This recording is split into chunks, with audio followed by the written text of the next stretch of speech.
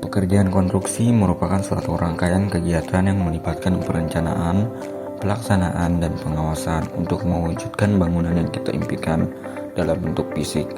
Pekerjaan ini memiliki banyak sekali resiko, maka dari itu standar kesehatan dan keselamatan kerja pada pekerjaan konstruksi perlu diterapkan.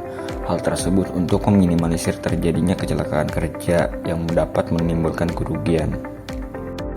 Kesehatan dan keselamatan kerja konstruksi merupakan suatu sistem yang terintegrasi yang diatur oleh pemerintah dalam peraturan perundang-undangan yang berlaku di Indonesia, yang bertujuan untuk mencegah kecelakaan kerja dan terjadinya penyakit akibat kerja serta menciptakan lingkungan kerja yang kondusif, aman, dan sehat. Dalam pelaksanaannya terdapat beberapa langkah-langkah yang dapat diambil. Adapun langkah-langkah tersebut diantaranya yaitu pertama, pelatihan dan sertifikasi.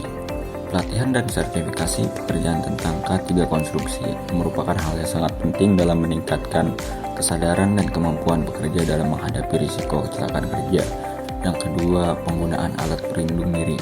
Penggunaan alat pelindung diri seperti masker, sarung tangan, dan helm keselamatan merupakan hal yang sangat penting dalam mencegah risiko yang berbahaya.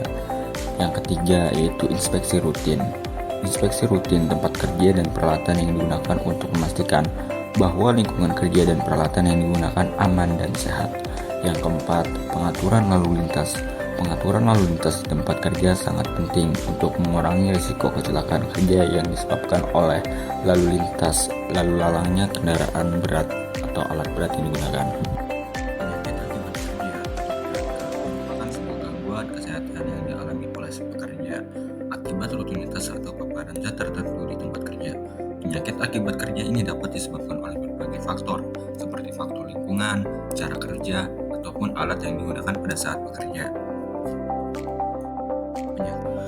Berikut contoh penyakit akibat kerja, penyebab dan cara menanggulanginya. Penyakit akibat kerja yang pertama yaitu penyakit pernafasan. Penyakit ini dapat diakibatkan oleh paparan bahan kimia berbahaya seperti asap, debu, ataupun gas beracun yang dapat mengalami gangguan pernapasan. Cara menanggulangi penyakit ini yaitu pekerja yang berisiko mengalami asma harus memakai alat pelindung berupa masker wajah. Pekerja yang mengalami asma harus secara rutin memeriksakan ke dokter untuk mendapatkan penanganan jangka panjang. Penyakit akibat kerja berikutnya yaitu penyakit pendengaran. Penyakit pendengaran pada bidang konstruksi dapat diakibatkan oleh paparan suara bising, aktivitas kendaraan ataupun alat kerja yang digunakan. Pekerja konstruksi yang terpapar suara bising di atas 85 desibel dapat mengalami gangguan pendengaran secara permanen. Adapun cara penanggulangan penyakit pendengaran ini yaitu dengan cara mengurangi paparan suara bising, menggunakan APD dan memastikan lingkungan kerja aman dan sehat. Pemeriksaan kesehatan secara rutin untuk mendapatkan penanganan jangka panjang dan mengidentifikasi gangguan pendengaran sejak dini. Berikutnya yaitu penyakit kulit. Penyakit kulit ataupun iritasi pada bidang konstruksi ini dapat diakibatkan karena paparan bahan kimia pada saat penggunaan campuran beton ataupun pengecoran, ataupun paparan debu yang mengenai kulit yang sehingga dapat menimbulkan penyakit dermatitis kontak maupun iritasi.